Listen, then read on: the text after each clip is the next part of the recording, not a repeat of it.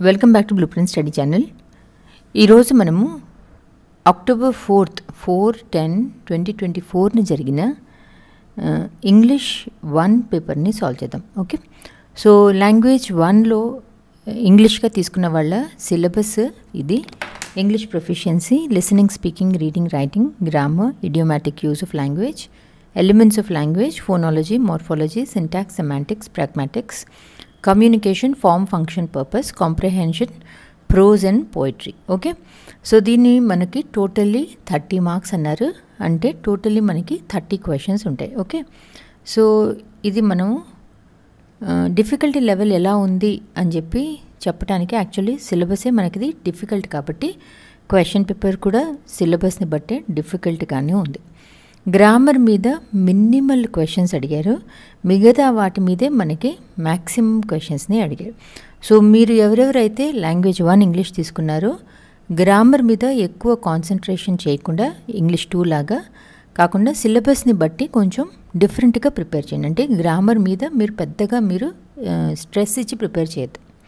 నా ఇప్పుడు మనం ఫస్ట్ క్వశ్చన్ చూద్దాము. ఇందులో క్వశ్చన్ నెంబర్ 1 ఇలా మనకి ప్యాసేజ్ మీద ఎక్కువ క్వశ్చన్స్ ఇచ్చాడు, చిన్న చిన్న ప్యాసేజ్లు ఇచ్చి దాని మీద క్వశ్చన్స్. ఇవి మాత్రం మనము కొంచెం అర్థం చేసుకొని చదివితే మాత్రం ఒక 12 క్వశ్చన్స్ లాగా ఉన్నాయి. ఆ 12 మనం గ్యారంటీగా మనం ఫుల్ మార్క్స్ తెప్పించుకోవచ్చు. So first question, read the following passage carefully. The ancient scroll contained only a single symbol, a mark that scholars had never seen before. It had the key to a forgotten language. Okay, వాళ్ళు ఏదో దేని మీద scroll మీద ఒక చిహ్నం చూశారు, ఒక symbol చూశారు. ఆ సింబల్ ఏంటి అంటే పాతకాలపు ఏదో భాష దయ్యి ఉంటుంది అని చెప్పి వాళ్ళ idea. Okay, so what does the symbol represent అన్నప్పుడు హిడెన్ ట్రెషర్ అన్నది ఎక్కడ మెన్షన్ చేసి లేదు, ఫేమస్ లెజెండ్ అన్నది కూడా మెన్షన్ చేసి లేదు, మిస్టికల్ క్రీచర్ అన్నది కూడా మెన్షన్ చేసి లేదు. సో ఈ 4 మనం చూస్తే it held the key to a forgotten language అంటే ఈ చిహ్నం ఏదైతే ఉందో అది it must be something return in a forgotten language, పాతకాలపు భాష అని చెప్పి ఉంది. So nearest is option 2, a forgotten language is your answer.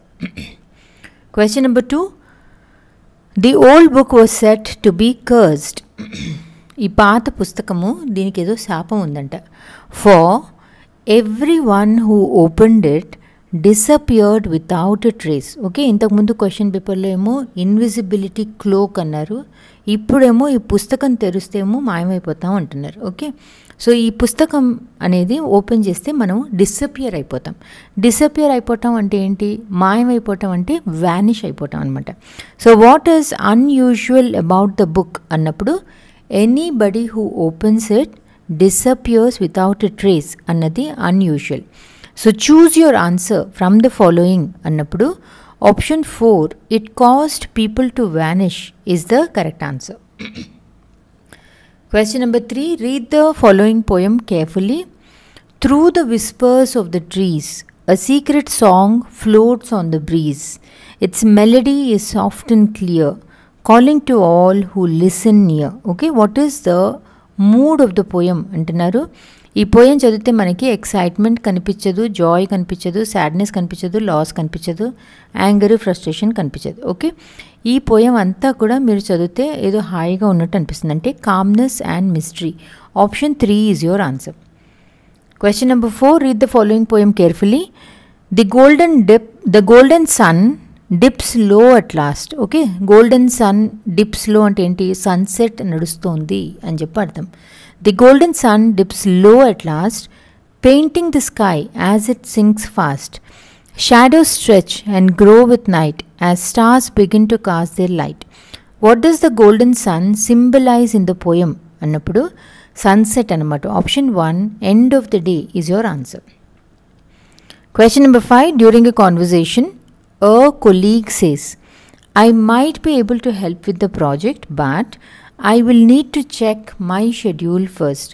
నేను నీకు హెల్ప్ చెయ్యగలనేమో కానీ ఫస్ట్ అసలు నాకేమేం పనులు ఉన్నాయో నేను ఒకసారి చెక్ చేసుకుని తర్వాత నీకు కన్ఫర్మ్ చేస్తాను అని చెప్పి అర్థం. So I might be able to help with the project, but I will need to check my schedule first. What does the speaker mean అన్నప్పుడు option 3, he is unsure if he can help and will need to confirm అన్నది correct answer. Question number 6, during a team meeting, the manager says, if I had known the market would shift, I would have adjusted our strategy sooner. అంటే మార్కెట్లో change వస్తుంది అన్నది నాకు తెలుసుంటే నేను మన స్ట్రాటజీని change చేసి ఉండేవాడిని అని చెప్పి చెప్తున్నాడు. Okay, so what does the manager imply అంటే option 2, he was unaware of the market shift in time to change plans. ఎందుకంటే అతనికి తెలియలా మార్కెట్లో చేంజ్ వస్తుంది అని చెప్పి, సో అడ్జస్ట్మెంట్ కూడా వాళ్ళు ఏమీ చేయలే. So he was unaware of the market shift in time to change plans will be your answer. Question number 7, you over here a colleague say. Over here అంటే ఏంటి, మన పక్కన వాళ్ళు మాట్లాడుకుంటుంటే మనకి వినిపిస్తుంది కదా, దాన్ని మనము ఓవర్ హియర్ అని చెప్పి అంటాం. So you over here a colleague say the new software is suppose to improve efficiency. ఆ కొత్త సాఫ్ట్వేర్ ఎఫిషియన్సీ ఇంప్రూవ్ చేస్తుంది అనుకున్నాము, but it's made things more confusing for me. Efficiency improve చేస్తుంది అని తీసుకొచ్చాం కానీ అది నాకు చాలా కన్ఫ్యూజన్ని క్రియేట్ చేసింది అని చెప్పి అంటున్నాడు. So what does the speaker think of the software అన్నప్పుడు హీ డిస్లైక్స్ ద సాఫ్ట్వేర్. అతనికి ఆ సాఫ్ట్వేర్ నచ్చలేదు and finds it confusing is the correct answer. Question number 8, imagine you are Shreya, okay, Manan Shreya. You are at a business conference and you want to introduce yourself to a potential client. Identify the best approach for the situation above.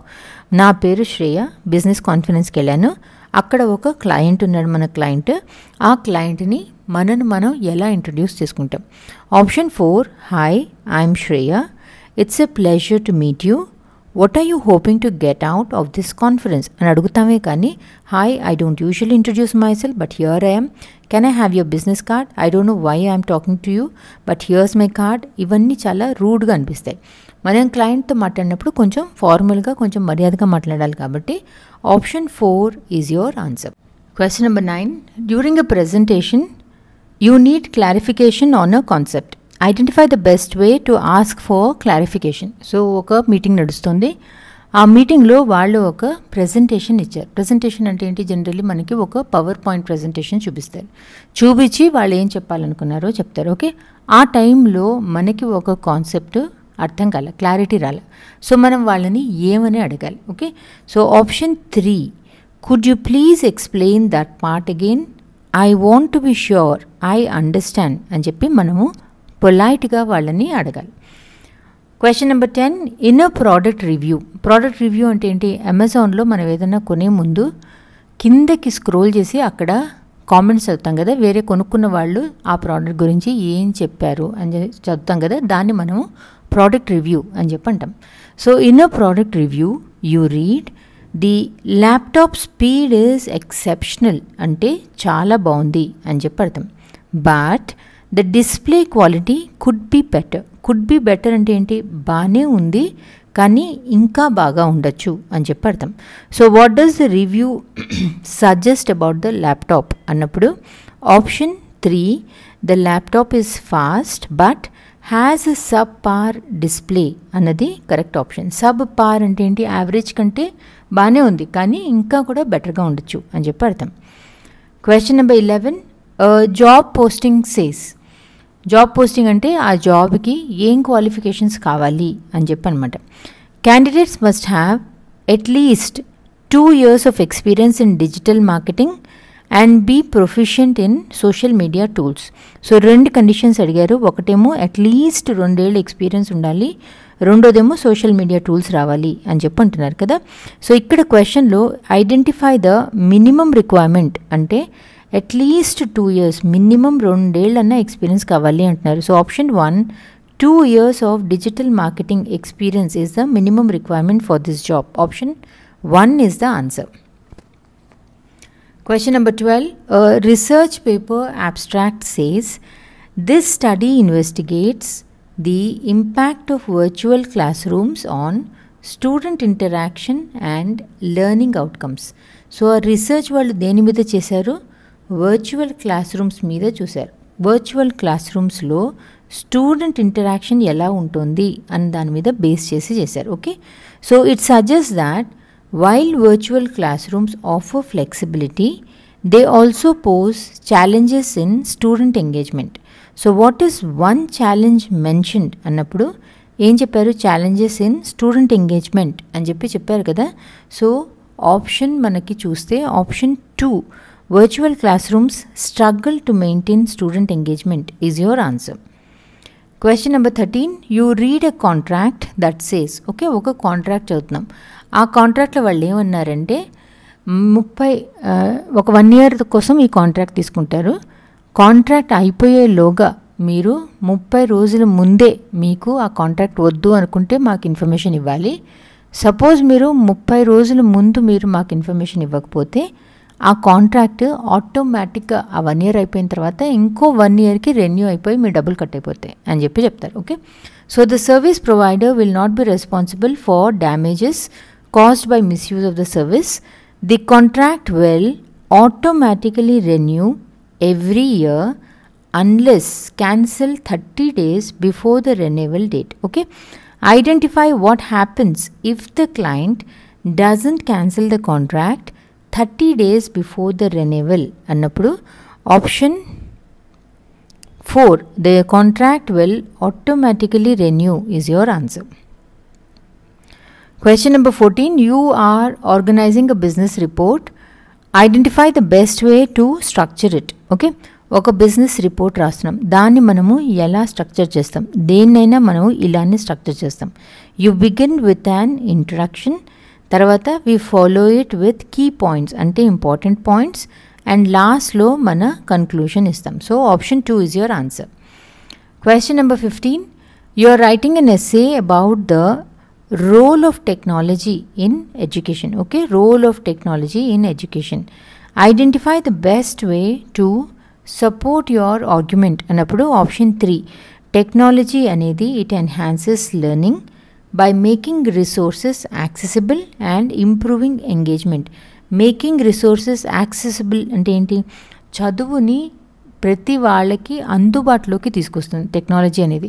ఇప్పుడు మారుమూల గ్రామాల్లో ఉంటారు, వాళ్ళు అక్కడి నుంచి బయటకు వచ్చి మంచి మంచి కాలేజెస్కి వెళ్ళి మంచి మంచి కోచింగ్స్కి వెళ్ళలేరు. వాళ్ళు ఏం చేస్తారు? టెక్నాలజీ అంటే యూట్యూబ్ లాంటి వాటిల్లో కూర్చుని వాళ్ళకి కావాల్సిన నాలెడ్జ్ని వాళ్ళు తీసుకోవడానికి ట్రై చేస్తారు కదా. సో ఇక్కడ మనము technology, role of technology in education అన్నప్పుడు we support our argument where technology enhances learning by making resources accessible and improving engagement is the correct answer. So ఇది ఏ క్వశ్చన్? Question number 15. అంటే 15 questions మీకు ఇలాంటివే ఇచ్చారు. So ఈ 15 questions మీరు కొంచెం జాగ్రత్తగా చదివి మీరు ఆన్సర్ చేస్తే మాత్రం ఈ 15 మాత్రం మీరు 15 on 15 తెప్పించుకోవచ్చు. ఓకే, అస్సలు క్వశ్చన్స్ అన్నీ మనకి క్వశ్చన్ నెంబర్ 16 నుంచి స్టార్ట్ అవుతాయి. సో క్వశ్చన్ నెంబర్ 1 నుంచి 15 వరకు ఉన్న క్వశ్చన్స్ కమ్యూనికేషన్, కాంప్రహెన్షన్ 3 and 4ని కవర్ చేశాయి. సో 15 నుంచి కవర్ చేస్తున్న క్వశ్చన్స్ అంటే క్వశ్చన్ నెంబర్ 16 నుంచి 30 English proficiency, elements of language నుంచి ఇచ్చారు. క్వశ్చన్ నెంబర్ 16 ఇక్కడ నుంచి ఒక 5 questions కొంచెం జాగ్రత్తగా వినాలి. Identify an example of elision from the following. Okay, elision అంటే మీరు గుర్తుపెట్టుకోవాల్సింది ఏదన్నా వదిలేయటం, దేనన్నా మనం డ్రాప్ చేసేయటం, దేనన్నా మనము డిలీట్ చేసేస్తే దాన్ని మనము ఎలీషన్ అని చెప్పంటాం. సో ఎలీషన్ అన్నప్పుడు మీరు ఒమిషన్ లేదా డిలీషన్ అన్న వర్డ్ని మీరు గుర్తుపెట్టుకుంటే ఈ ఆప్షన్స్లో మీకు ఆన్సర్ కళ్ళకి కనిపించేస్తుంది, మీకు అర్థం కూడా అవ్వక్కర్లే. ఓకే, సో ఎలీషన్ అంటే దేన్నన్నా ఒమిట్ చేయటం లేదా దేన్నన్నా మనము డిలీట్ చేయటం. సో ఇక్కడ ఆప్షన్ 4లో చూడండి, the omission of the D sound in hand bag pronounced ha bag. Okay, అంటే హ్యాండ్ బ్యాగ్ అంటాం కదా మనము, డీని ప్రొనౌన్స్ చేయకుండా డీని సైలెంట్ చేసేసి హ్యాండ్ బ్యాగ్ని హ్యాండ్ బ్యాగ్ అంటే దాన్ని మనము ఎలీషన్ అని చెప్పి అంటాం.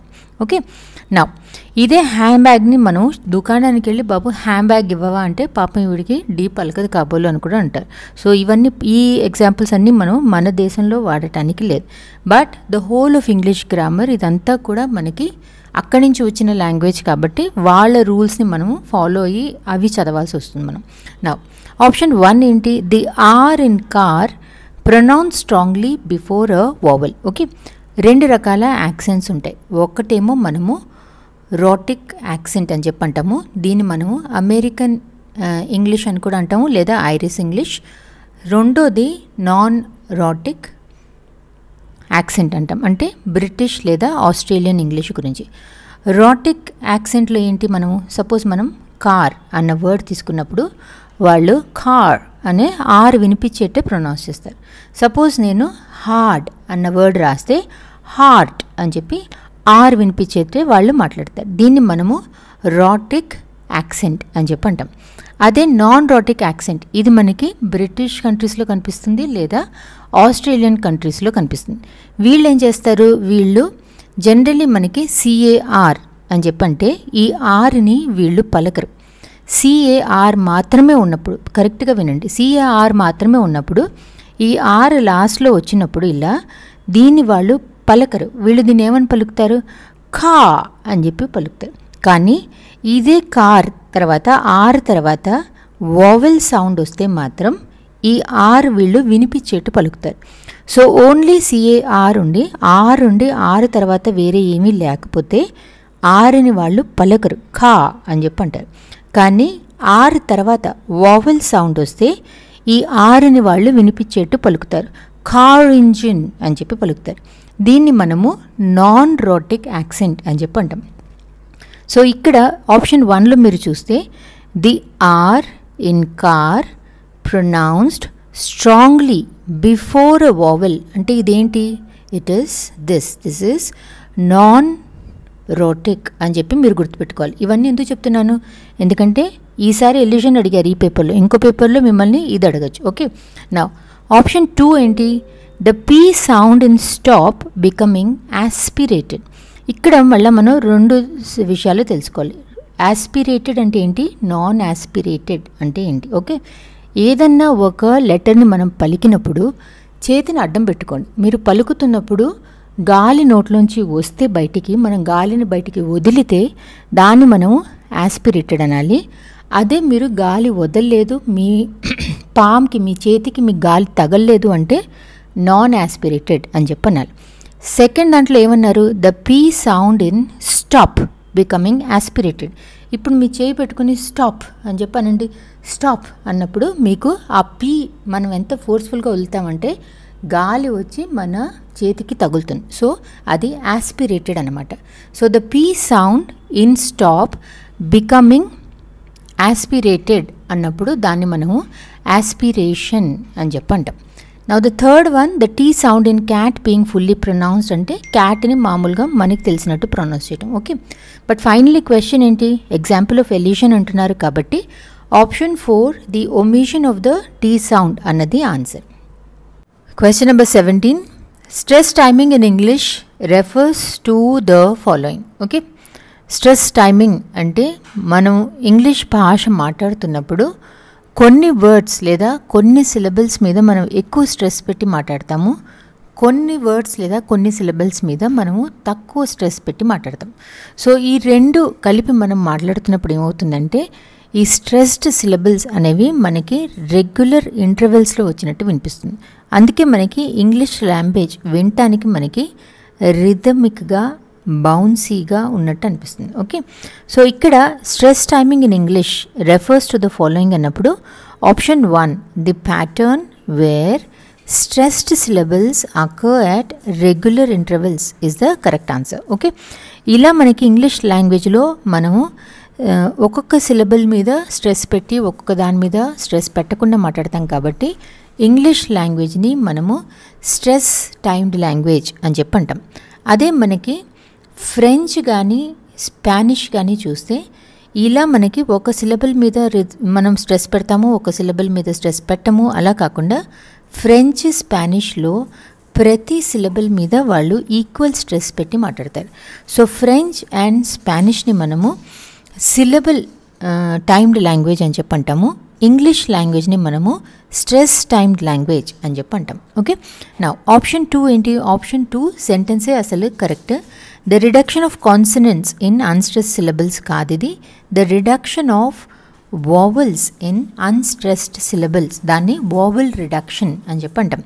లైక్ ఫర్ ఎగ్జాంపుల్ మనము బనానా అన్న వర్డ్ తీసుకుందాం. ఓకే, ఇక్కడ ఈఏ ఒక సౌండ్ వస్తుంది మీకు, ఈఏ ఏమో కొంచెం పొడుగ్గా అనిపిస్తుంది, బనానా అని చెప్పి అంటాం. ఓకే, సో బనానాలో మనము కొన్ని వావెల్స్నేమో మనము వాటిని అన్స్ట్రెస్డ్ చేస్తున్నాము, కొన్ని వావెల్స్నేమో మనము కొంచెం లాంగ్గానే వాడుతున్నాం.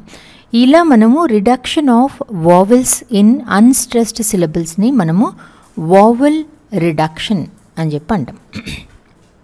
ఓకే, వావెల్ రిడక్షన్కి మీకు నేను ఇంకొక ఎగ్జాంపుల్ ఇస్తాను. లైక్ ఫర్ ఎగ్జాంపుల్ సపోజ్ నేను సపోర్ట్ అని చెప్పి అంటున్నా. ఇక్కడ మనకి స్ట్రెస్ ఎక్కడ పడుతుంది, పోర్ట్ అన్న దాని మీద పడుతుంది. ఇక్కడ ఎస్యు అన్నదాన్ని మనము అన్న దాంట్లో తీసుకుంటున్నాం కదా, అన్న సౌండ్ వచ్చేసినప్పుడు మనము ఈ సౌండ్ని తగ్గించేసినట్టు. సో అన్న దాంట్లో మనము అన్న సౌండ్ వచ్చినప్పుడు ఈ వావెల్ సౌండ్ని మనము అన్స్ట్రెస్ చేసినట్టు లెక్క. పోర్ట్ అన్న దాని మీద మన స్ట్రెస్ ఎక్కువ అవుతుంది. ఇలా మనము వావెల్ సౌండ్ని తగ్గించినప్పుడు మనము వావెల్ రిడక్షన్ అని చెప్పి అంటాం. నా థర్డ్ వన్ ఏంటి, the tendency to emphasize every syllable equally, a language అని చెప్పి, that is French or Spanish. Fourth one, the removal of vowel sounds in unstressed syllables. Okay, unstressed సిలబుల్స్లోంచి వావెల్ సౌండ్స్ని మనం తీసేసినప్పుడు ఏదన్నా రిమూవల్ అంటే ఏమని చెప్పాను నేను లాస్ట్ ఎంసీక్యూలో, ఎలీషన్ అని చెప్పి అర్థం. ఓకే, క్వశ్చన్ నెంబర్ 18 స్టార్ట్ చేసే ముందు ఫస్ట్ మనము ఇంకొక కాన్సెప్ట్ని అర్థం చేసుకోవాలి. ఓకే, అదేంటది, ఫోనిమ్. ఫోనిమ్ అంటే ఏంటి, phoneme is the smallest unit of sound. Okay, అంటే ఒక్కొక్క అక్షరానికి ఉండే సౌండ్ని మనము ఫోనిమ్ అని చెప్పి అంటాం. Okay, like for example suppose నేను ప్యాట్ అని చెప్పి రాస్తే ఒక్కొక్క అక్షరానికి ఒక్కొక్క సౌండ్ ఉంటుంది కదా, ఆ ఒక్కొక్క అక్షరం యొక్క సౌండ్ని మనము ఫోనిమ్ అని చెప్పి అంటాము. దాన్ని మనము 2 స్లాంటింగ్ లైన్స్ మధ్యలో మనం రిప్రజెంట్ చేస్తాం. అలా మనము ఇంగ్లీష్లో చూస్తే మనకి 44 ఫోనిమ్స్ ఉన్నాయి, 44 ఫోనిమ్స్ ఉన్నాయి. అంటే మన దగ్గర మన 26 లెటర్స్కి మనకి 44 సౌండ్స్ ఉన్నాయి. ఈ 44 ఫోనిమ్స్లో వావెల్స్ మనకి 20 సౌండ్స్ ఉంటాయి. అదే మనకి కాన్సనెంట్స్ చూస్తే మనకి 24 ఫోనిమ్స్ ఉంటాయి. సో సౌండ్ అని కూడా అనొచ్చు మనం.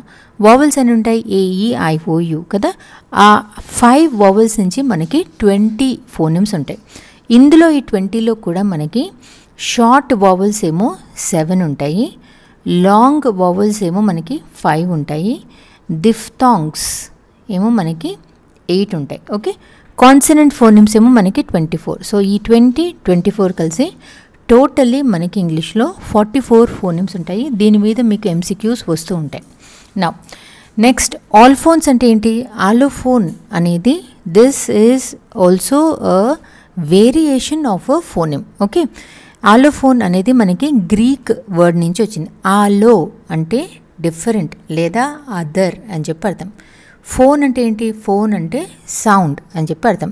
సో ఆలోఫోన్ అంటే అదర్ సౌండ్ అని చెప్పి అర్థం. ఓకే, లైక్ ఫర్ ఎగ్జాంపుల్ ఒక ఫోనిమ్ ఉంది. లైక్ సపోజ్ నేను టీ తీసుకున్నా. ఓకే, ఇది మనకి ఒక్కొక్క వర్డ్లో మనము ఒక్కొక్కలాగా దీన్ని సౌండ్ వస్తుంది కదా, దాన్నే మనము ఒకటే అక్షరానికి మీకు వేరే వేరే సౌండ్ వచ్చినప్పుడు దాన్ని మనము ఆలోఫోన్ అని చెప్పి అంటాం.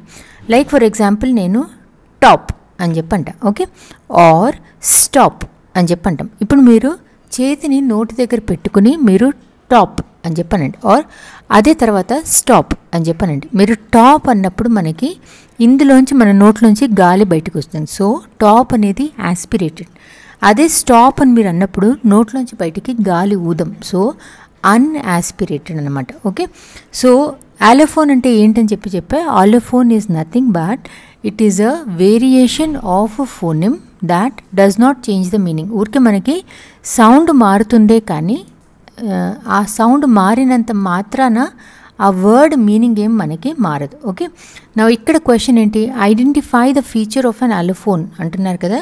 So option 4, different sounds that do not change the meaning of a word. So T అన్నదానికి ఇక్కడ ఒక సౌండ్ వచ్చింది మనకి, ఇక్కడ ఒక అంటే ఇది యాస్పిరేటెడ్ ఇది అన్యాస్పిరేటెడ్గా వచ్చినా కూడా దానివల్ల మనకి మీనింగ్లో ఏం డిఫరెన్స్ రాదు. Okay, different sounds do not change the meaning of a word అనేది is a feature of an allophone. Question number 19. Identify the bound morpheme from the following. Okay, so first మనము మార్ఫీమ్ అంటే ఏంటనేది అర్థం చేసుకోవాలి కదా. ఇంతకుముందు మనం ఫోనిమ్ అంటే ఏం చెప్పా, phoneme is the smallest unit of sound అని చెప్పాం కదా. అలానే మార్ఫీమ్ అనేది it is the smallest meaningful unit of a language. Smallest meaningful unit of a లాంగ్వేజ్ని మార్ఫీమ్ అని అంటారు. అంటే స్మాలెస్ట్ వర్డ్ అన్నట్టు మీరు తీసుకోవచ్చు. సో ఇది మీరు it can be a word also. ఒక్కొక్కసారి మనకి ప్రీఫిక్స్ లేదా సఫిక్స్ని కూడా మనం మార్ఫీమ్ అని అంటాం. సో మార్ఫీమ్లో మనకి దానికి ఫంక్షన్ ఉంటుంది, అంటే అది దానికి ఒక అర్థం అనేది ఉంటుంది. కానీ ఫోనిమ్కి మనం చూస్తే ఫోనిమ్లో ఓన్లీ మనకి సౌండ్ ఉంటుంది, దానికి మీనింగ్ అనేది ఉండదు.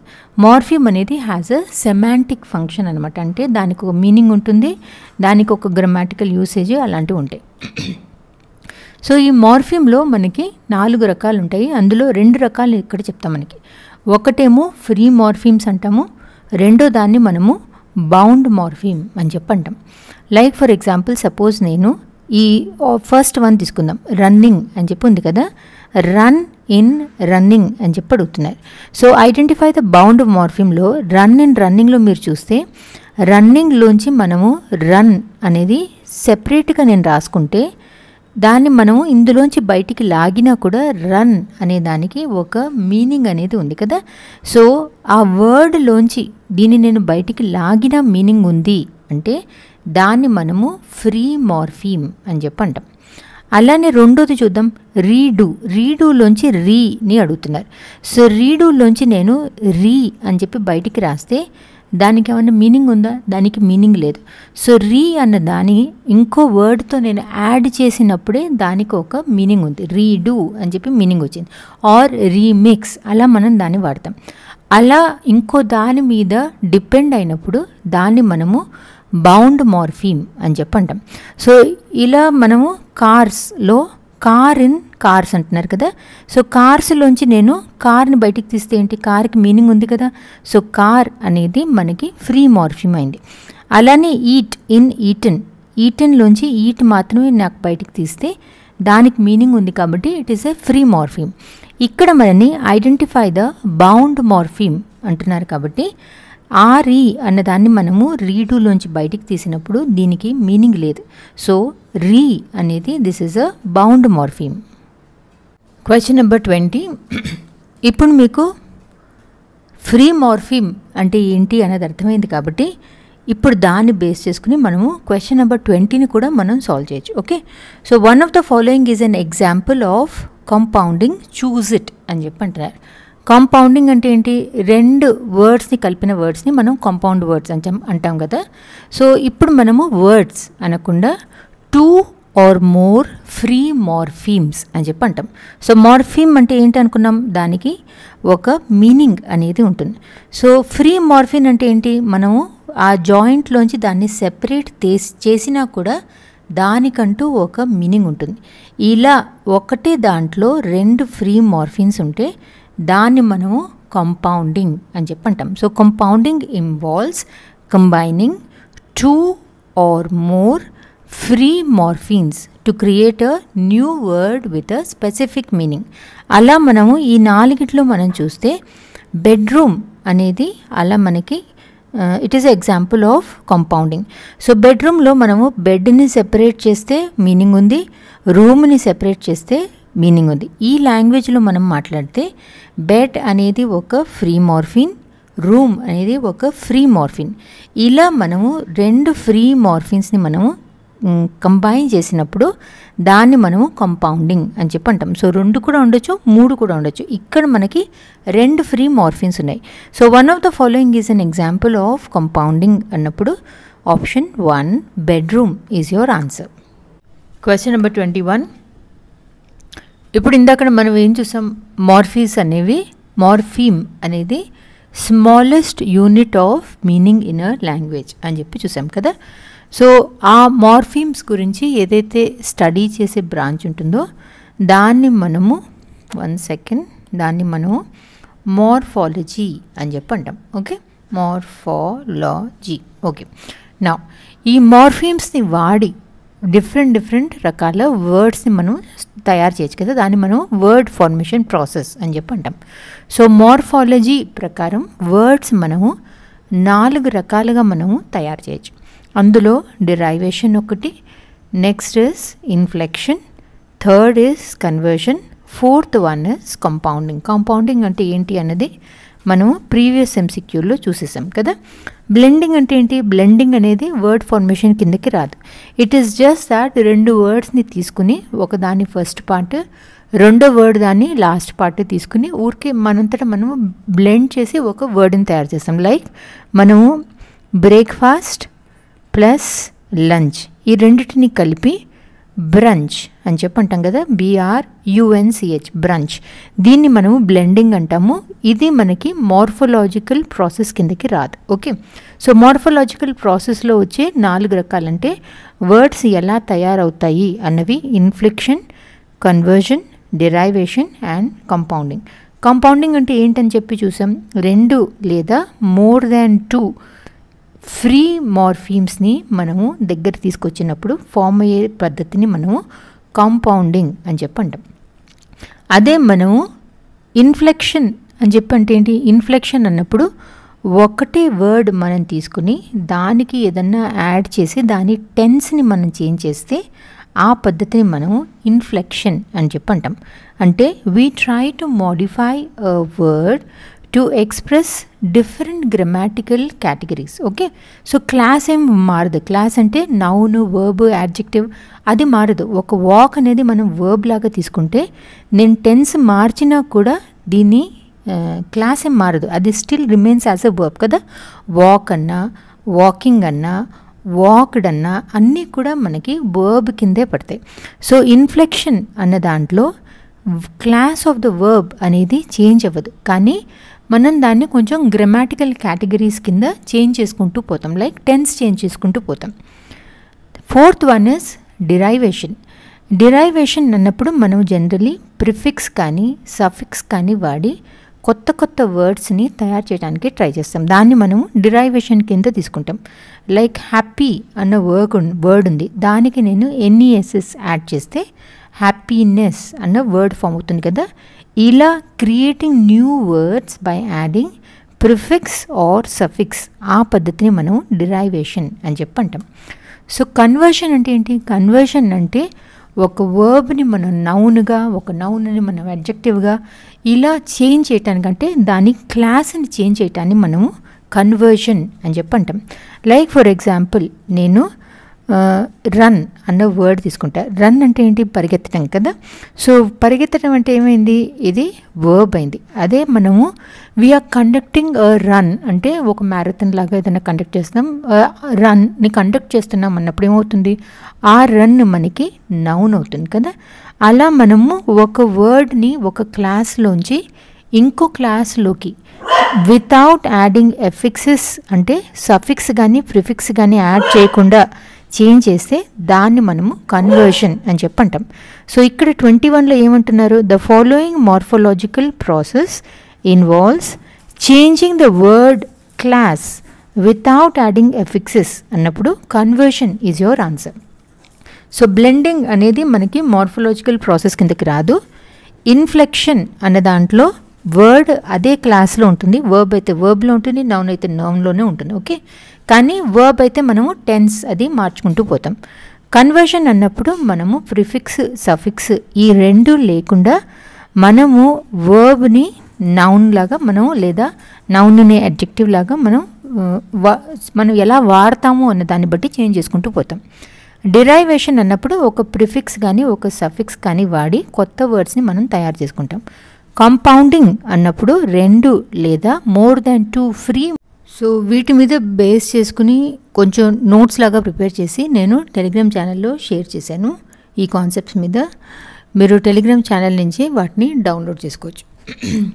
Question number 22, identify the sentence with an object complement. Okay, object complement అంటే ఏంటి? ఆబ్జెక్ట్ గురించి మనకి ఎక్స్ట్రా ఇన్ఫర్మేషన్ ఇచ్చే వర్డ్ని కానీ ఫ్రేజ్ని కానీ మనము ఆబ్జెక్ట్ కాంప్లిమెంట్ అని చెప్పి అంటాం. ఓకే, సో ఈ నాలుగిట్లో మనం చూస్తే ఆప్షన్ నెంబర్ 4లో మనకి ఆబ్జెక్ట్ కాంప్లిమెంట్ ఉంది. She made him angry. Okay, she made ఎవరిని angry? She made him angry అన్నప్పుడు హిమ్ అనేది మన ఆబ్జెక్ట్ అయింది. సో అతను ఎలా ఉన్నాడు, ఇప్పుడు అతని స్టేట్ ఏంటి, అతని గురించి మనకి ఎక్స్ట్రా ఇన్ఫర్మేషన్ ఇస్తుంది యాంగ్రీ కాబట్టి యాంగ్రీ అనేది మన ఆబ్జెక్ట్ కాంప్లిమెంట్ కింద పడుతుంది. Okay, so what is a object complement? An object complement is a word or a phrase that follows or modifies or gives extra information about the direct object of a sentence. Okay, now 23rd question, pragmatics focuses on. Okay, pragmatics అనేది it is a branch of linguistics. ఇది మనకి కాంటెక్స్ట్ని బట్టి మనము language meaning interpretation మారుతూ పోతుంది అని చెప్పి చెప్తుంది. సో ఏ ఫ్యాక్టర్స్ వల్ల మనము మాట్లాడిన దాన్ని మీనింగ్ మారుతుంది అన్న ఫ్యాక్టర్స్ని ప్రాగ్మాటిక్స్ అనే బ్రాంచ్ ఆఫ్ లింగ్విస్టిక్స్ స్టడీ చేస్తుంది. లైక్ సపోజ్ నాకు ఎవరితోనో పడదు. ఓకే, వాళ్ళకి వెళ్ళి మనం ఏదన్నా మామూలుగా మాట్లాడినా కూడా ఇదేంటి ఇలా వంకరగా మాట్లాడింది అని చెప్పి అనిపించవచ్చు కదా. సో మనకి స్పీకర్ ఇంటెన్షన్ ఎలా ఉంది, స్పీకర్స్ మధ్యలో రిలేషన్షిప్ ఎలా ఉంది, ఆ టైంలో సిచ్యువేషన్ ఎలా ఉంది, ఇలా డిఫరెంట్ ఫ్యాక్టర్స్ మీద మనము మాట్లాడిన లాంగ్వేజెస్ని అవతల వాళ్ళు అర్థం చేసుకుంటారు. దాన్నే మనము ప్రాగ్మాటిక్స్ అని చెప్పి అంటాం. And these are the factors that will affect the how we interpret the language. Now pragmatics focuses on annappudu option 2, how context influences the interpretation of meaning is the correct answer. Question number 24, identify the sentence that demonstrates structural ambiguity. Okay, ఇక్కడ 3 sentence మీరు చూడండి, మిగతావన్నీ మామూలు సెంటెన్సెస్గా ఉన్నాయి. మూడో దాన్ని చదివినప్పుడు మనకి కొంచెం కన్ఫ్యూషన్ వస్తుంది. Flying planes can be dangerous. ఇప్పుడు వీళ్ళు ఫ్లయింగ్ ప్లేన్స్ అంటున్నారు. సో ఫ్లయింగ్ ప్లేన్స్ అన్నది ఏరోప్లేన్ని ఎగిరించటం అనేది డేంజరసా, లేదా ఆకాశంలో ఎగురుతున్న ఏరోప్లేన్లు డేంజరస్ అంటున్నావా? ఇది మనకి కన్ఫ్యూజన్ ఉంది కదా. దీన్నే మనము స్ట్రక్చరల్ అంబిగ్యూటీ అని చెప్పి అంటాం. Flying planes can be dangerous అన్నప్పుడు మనం సపోజ్ నేను ప్లేన్ని ఫ్లై చెయ్యటం అన్నప్పుడు ఈ ఫ్లయింగ్ అనేది మనం జెరండ్ లాగా వాడుతున్నాం కదా. సో ఇలా మనము 2 రకాలుగా అర్థమవుతుంది అన్నప్పుడు మనకి కన్ఫ్యూజన్ వస్తుంది. దాన్నే వీళ్ళు ఇక్కడ అడుగుతున్నారు, identify the sentence that demonstrates structural ambiguity అన్నప్పుడు option 3 is the answer. Question number 25, the informative function of communication is primarily used to. Okay, communication యొక్క ఫంక్షన్స్లో ఒక function is informative function. Okay, informative function అన్నప్పుడు మనము information గురించి, facts గురించి, data గురించి మనము మన ఆడియన్స్కి ఇస్తాం. So it is primarily concerned with transformation of knowledge or information. Okay, so ఇక్కడ ఇన్ఫర్మేటివ్ ఫంక్షన్ అన్న దాంట్లో ఈ 4 ఫ్యాక్చువల్ ఇన్ఫర్మేషన్ ఇస్తున్న దాన్ని మనము ఇన్ఫర్మేటివ్ ఫంక్షన్ కిందకి తీసుకుంటాం. ఎస్టాబ్లిష్ ర్యాపో అంటే ఏంటి, మనం కమ్యూనికేషన్ దేనికి వాడతాం అన్న దాంట్లో ఇన్ఫర్మేషన్ ఇవ్వటానికి వాడతాం. ఆర్ మనం అవతల వాళ్ళతో మన రిలేషన్షిప్, మన సోషల్ రిలేషన్షిప్స్ని ఎస్టాబ్లిష్ చేసుకోవటానికి, మెయింటైన్ చేసుకోవటానికి, నలుగురితో మన రిలేషన్షిప్ని, దానికోసం కూడా మనం మాట్లాడతాం కదా. సో ఆ ఫంక్షన్ని మనము ఎస్టాబ్లిషింగ్ ర్యాపోని మనము ఫ్యాటిక్ ఫంక్షన్ అని చెప్పి అంటాం. లేదా మన మనసులో ఉన్న ఫీలింగ్స్ని, ఇమోషన్స్ని ఎక్స్ప్రెస్ చేయడానికి కూడా మనము కమ్యూనికేషన్ని వాడతాం కదా, టు ఎక్స్ప్రెస్ పర్సనల్ ఫీలింగ్స్. దాన్ని మనము ఎక్స్ప్రెసివ్ ఫంక్షన్ ఆఫ్ కమ్యూనికేషన్ అని చెప్పి అంటాం. 4వది పర్సువేడింగ్ సమ్వన్ టు సంథింగ్. మనం మాట్లాడేప్పుడు ఊరికే మన ఫీలింగ్స్ లేదా అవతల వాళ్ళతో రిలేషన్షిప్ మెయింటైన్ చేయడానికి, లేదు అంటే ఇన్ఫర్మేషన్ ఇవ్వటానికే కాకుండా వేరే వాళ్ళతో ఏదైనా పని చేయించడానికి కూడా మనం మాట్లాడి వాళ్ళని ఆ పని చేసేట్టు చేస్తాం. అంటే we are persuading someone to do something అన్నప్పుడు that is the persuasive function of communication. So ఇక్కడ ఇన్ఫర్మేటివ్ ఫంక్షన్ ఆఫ్ కమ్యూనికేషన్ అన్నప్పుడు giving factual information is the answer. Question number 26. One of the following is an example of the expressive function. So ikkada manu expressive function ante enti chusam kada. Now we will be able to answer this question. One of the following is an example of the expressive function annappudu option 3 sharing personal thoughts or emotions is the answer. Question number 27.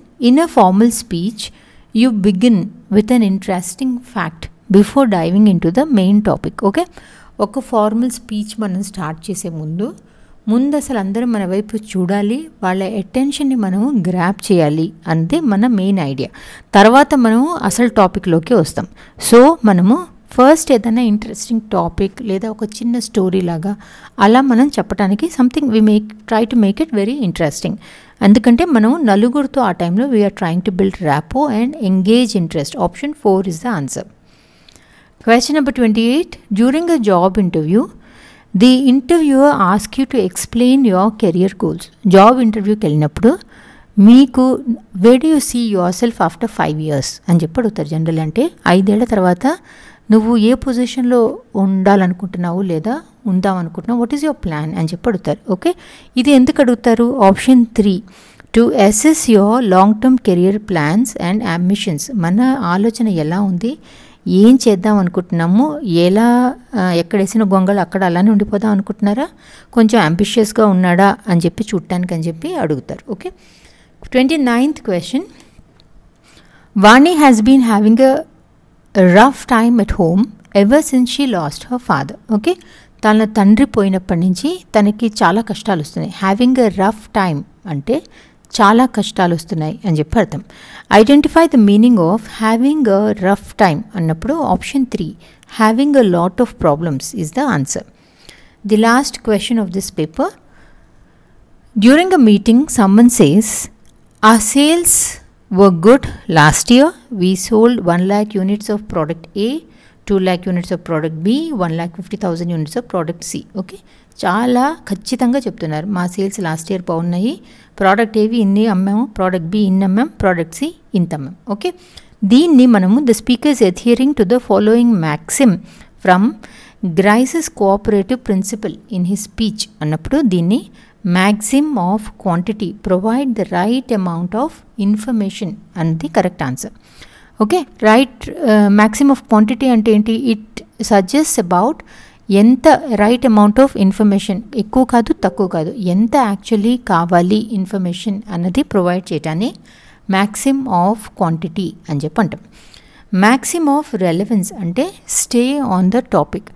A information, A topic, A discussion గురించి మనం మాట్లాడుతున్నామో ఆ topic మీదే ఉండి వేరే ఏ topic గురించి మాట్లాడకపోతే దాన్ని మ్యాక్సిమ్ ఆఫ్ రెలవెన్స్ అని చెప్పి అంటాం.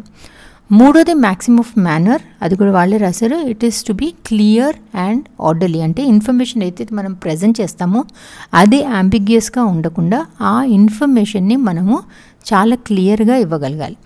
Fourth one is maxim of quality. అంటే మనము ఫాల్స్ ఇన్ఫర్మేషన్ లేదా ఏదో ఒకటి చెప్పేద్దాం, అన్సపోర్టెడ్ ఫ్యాక్ట్స్ కాకుండా అన్సపోర్టెడ్ ఇన్ఫర్మేషన్ ఇచ్చేద్దాము అని కాకుండా మనం ఇచ్చే ఇన్ఫర్మేషన్లో ట్రూత్ఫుల్నెస్ ఉండాలి.